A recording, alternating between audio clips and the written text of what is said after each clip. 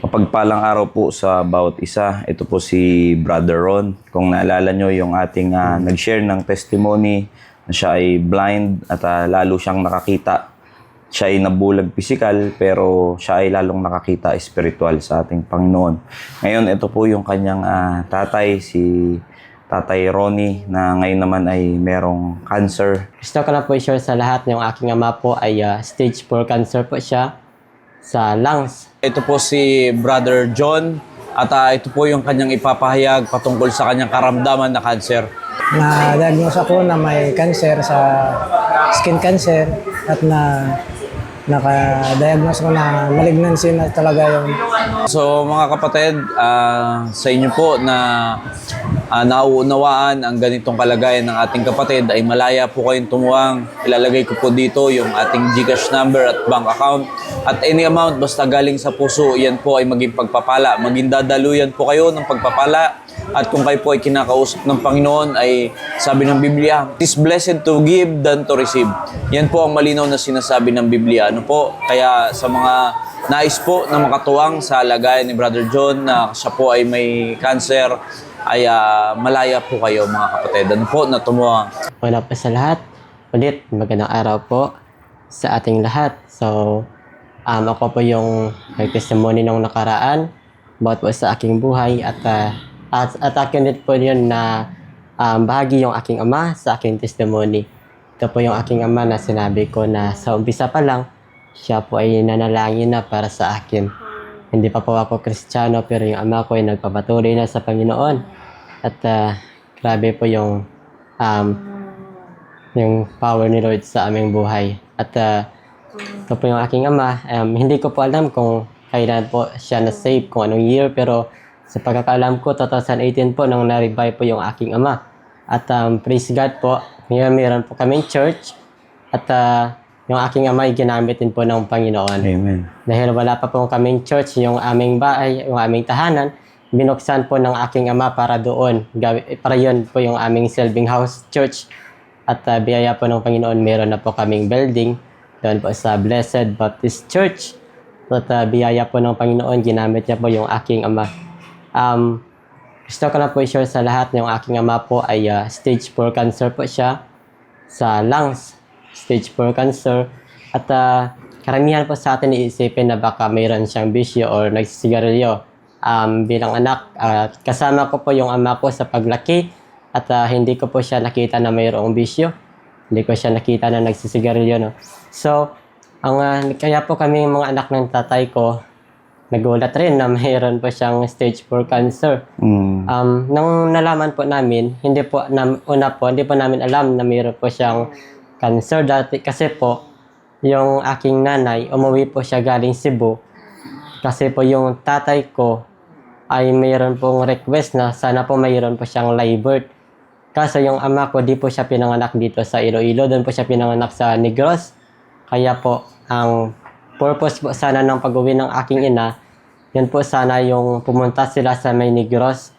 Kaso yung doon din po, na-stroke ulit yung aking ama dahil 2022 po na-stroke na yung aking ama.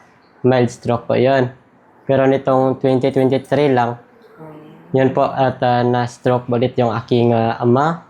At pumunta po yung aking ina para sana po doon po sa live birth ng aking ama na kanila po pupuntahan doon sa Negros. Pero hindi po yun natuloy dahil yung aking ama ay na-admit dahil po sa stroke. At doon na po na-detect na mayroon po palang problema yung aking ama sa baga. Stage 1 cancer na pala yun.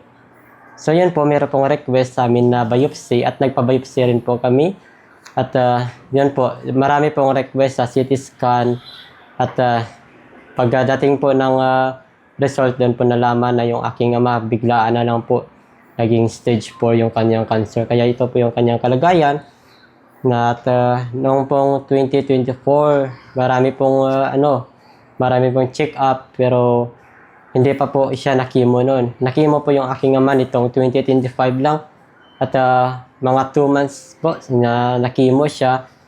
At ito po yung aking ama, hindi po kinaya ng kanyang katawan. Yung chemo niya po, hindi po yun injection, oral lang po yun ang kanyang chemo at saka bone therapy. Ang request ng doktor sa amin na yun po sa aming ama. At nangyari po, hindi po kinaya, pumayat po yung aming ama at hinihika na siya. May hinihingal siya, kunting galaw lang hinihingal po yung aming ama. Kaya po yung ginawa po namin noong December 28, 2025 po, pumunta na lang po dito kami para i-admit yung aming ama para po na makabawi po yung kanyang katawan. Kaso nakita po sa x-ray na mayroong tubig sa kanyang baga. Kaya mayroon po siyang pigtail at yan po ang kumukuha ng tubig sa kanyang baga. At biyaya po ng Panginoon. Yung ama ko kasi umuubo po siya. Grabe po kanyang ubo. Pero biyaya ng Panginoon nung umpisa po siya na mayroong pigtail. Ngayon po, dahan na po ang kanyang ubo. Parang hindi na po talagang grabe pero grabe po paghayayat ng kanyang katawan. Pumayat po talaga yung aking ama. At ngayon, ang ginagawa po, meron po siyang oxygen. Nung unang oxygen niya po, hindi po 'yun ano po sa kanya, parang kulang po 'yun. Pero at ang ginawa po ng doktor, yung request niya po sa amin, ito pong high flow. Ito pong high flow ng aking ama. Kaya naman, biyaya din po ng Panginoon, noong pong nakaraang linggo, nung Lunes po 'yon, yung aking ama hindi po magigising. 1.5 oras po na ginigising po siya, hindi po talaga siya magigising eh. Yun po, yung aking ama, ang aking ina, ay nanalangin po dito sa tabi ng aking ama. At doon po yung, milagro po yun talaga ng Panginoon dahil po pagpanalangin ng aking ama, ng aking ina, pagkatapos lang po nun, yung aking ama ay nagising. Amen. Ganun po yung prayer pala, no?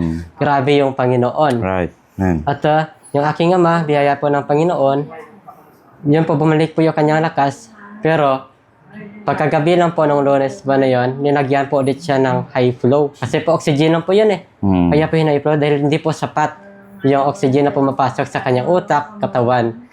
So, ang ginawa po, nilagyan po siya ng high flow at biyaya po ng Panginoon. At ganun po, parang nag-stable po yung kalagayan ng aking ama.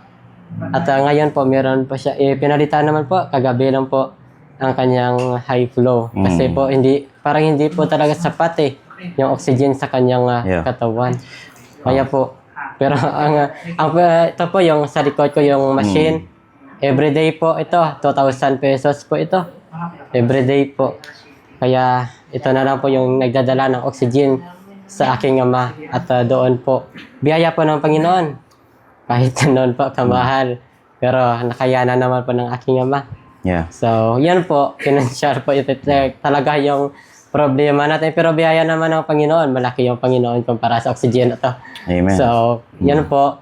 Pero yung aking ama, spiritually speaking, napaka-faithful niya po sa Panginoon. Kasi po ako blind, nagagawa po ng preaching, hindi pa siya na hospital. Siya yung nagbabasa ng Bible para sa akin. Amen. Binabasa niya, minimemorize ko, binibigyan ko ng meaning, tsaka yun po ang pinipreach ko at praise the Lord po talaga sa buhay ng aking ama. Amen. Napakalapit niya po sa Panginoon, kaya po minsan sa atin po bilang tao, minsan parang gusto natin questionin yung Panginoon eh. Bakit na ganito po yung nangyayari sa kanyang anak?